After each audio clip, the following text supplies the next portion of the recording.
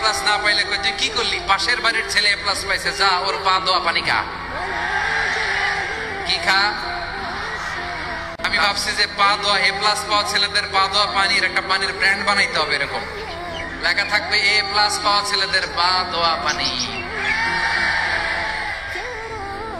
খাওয়া নাই, এগুলার খাওয়া নাই।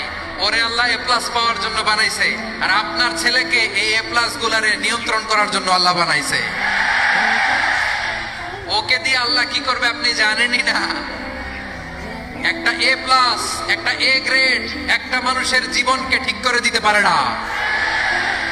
আপনার ছেলেকে আল্লাহ অন্যদিকে যোগ্যতা দিয়েছে। ওদের মনোবল ভাঙবেন না, খবরদার খবরদার। ছেলে মেয়েদের মনোবল ভাঙবেন না।